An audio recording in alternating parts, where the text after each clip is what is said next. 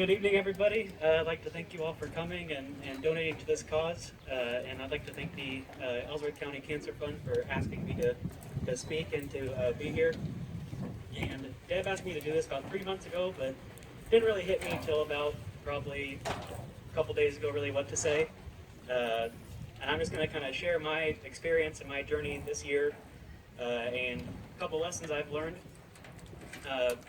What happened to me this year was I was teaching in Independence, Kansas, kind of eastern part of the state, earlier this year, and right before Christmas break, I started getting kind of mouth sores. I started feeling like I was sick, and being a school teacher, I just thought something's going around.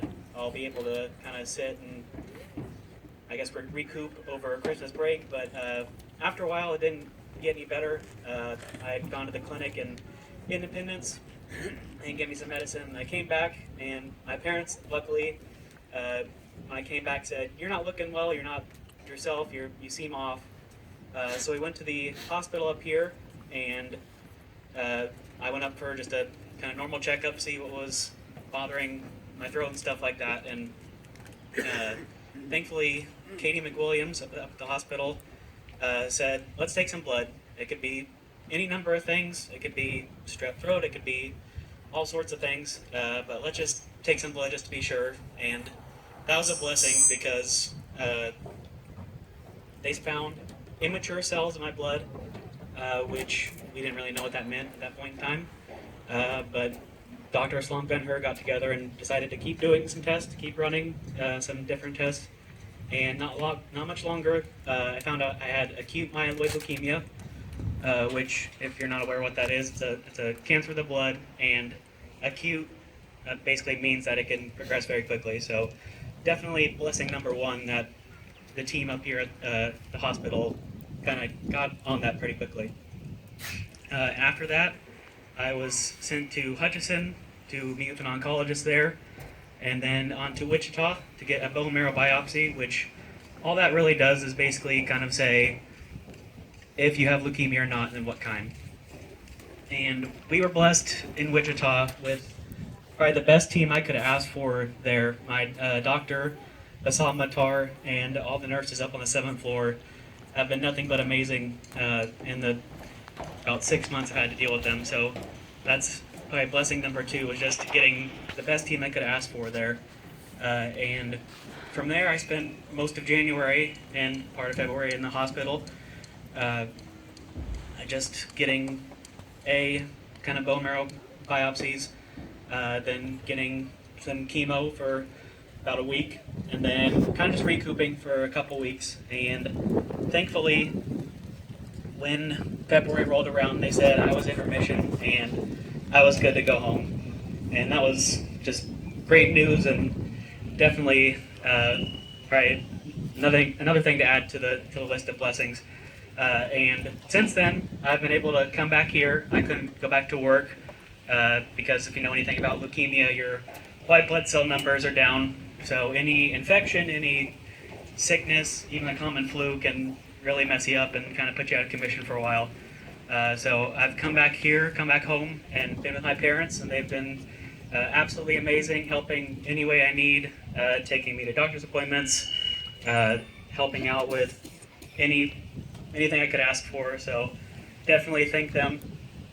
And I've had what they call consolidation chemo for the past 4 months, which is basically me going to Wichita 1 week out of the month, and then Monday, Wednesday, Friday of that week I get 2 chemo treatments. And that's just basically to make sure that nothing's coming back, that it's in remission and staying there. And thankfully, probably the best news I've had in a long while was that last week was my last scheduled chemo treatment, so should be done with that for good, is what we're hoping. Definitely happy about that. But I guess when I was thinking about what I was going to say, I was trying to think about what lessons have I learned in my life kind of in this 6 months journey. And the thing that kept hitting me was the phrase kind of stop and smell the roses, or stop and kind of do different things. So I have a list of kind of 5 stop and ... lessons that kind of really have hit me. Uh, I need to, and I think it's good for anybody in this journey to stop and appreciate your situation because things could always be worse. I was really lucky in the fact that they caught this early, that it didn't spread any farther, and there could have been a ton of things that have gone wrong, but between support from my family and the team at the hospital in Wichita and the people here, things have gone actually pretty smoothly. So I need to make sure to stop and appreciate my situation because things could have definitely been worse. And kind of connected to that is stop and appreciate people. So I've already said it a couple of times, but thanking my family, whether that's my parents or my grandparents or my aunts and uncles, cousins, have all kind of reached out and definitely been supportive. I'd like to thank my girlfriend, Rebecca Hoffhines. She's here today, and her family. They have been incredibly supportive, and she drove hours on weekends when I was in the hospital to be with me and to kind of brighten up a hospital wing on the 7th floor there. So I'd like to thank her. My friends, they definitely went out of their way, and kind of work colleagues. There were some that drove 2.5 hours to see me several times when I was in the hospital. So definitely appreciate them. I appreciate everybody here. I appreciate everybody in the community that's either talked to me about their experience or has just kind of given well wishes. And that's the entire community, and especially my church family. And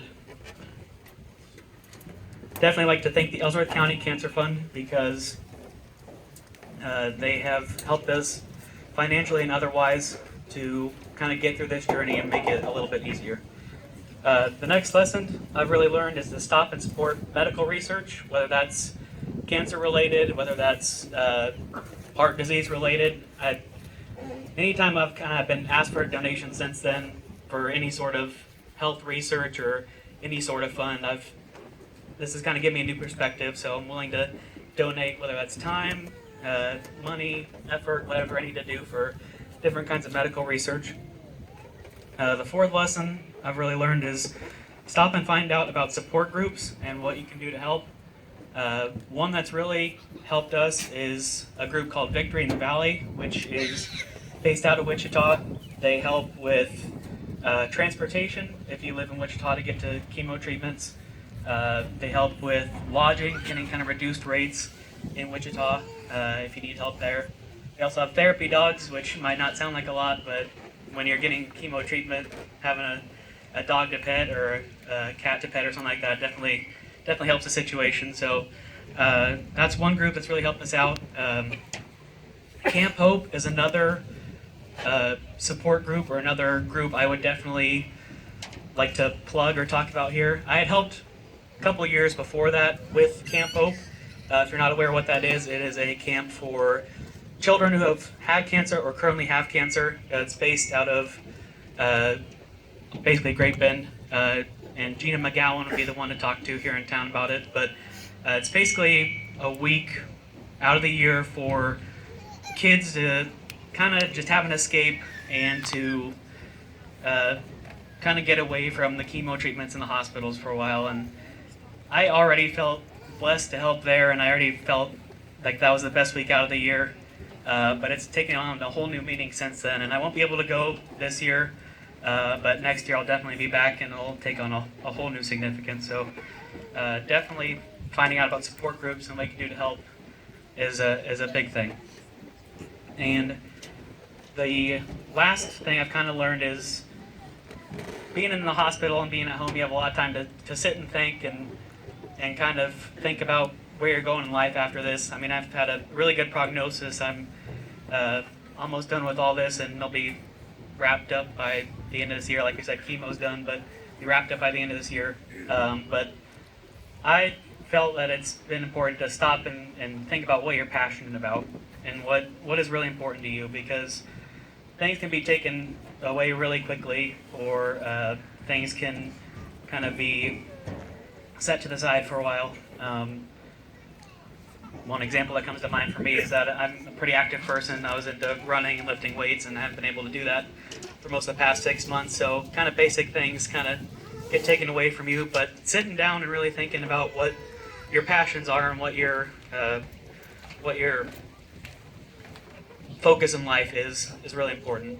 And this is giving me an opportunity to do that, which is another blessing. I was pretty busy with teaching and coaching before then, so this has kind of slowed me down. And my doctor in Wichita actually said, if you're going to make a change in life, now is probably the best time. You kind of have to reset, and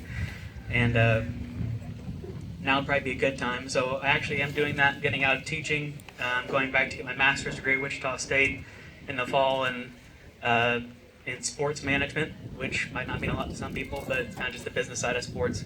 And this is kind of giving me a chance to focus on what I'm passionate about and what I want to do going forward.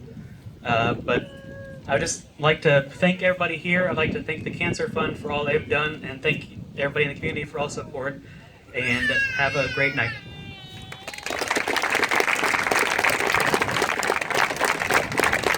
Thank you, Mark. Hold on here.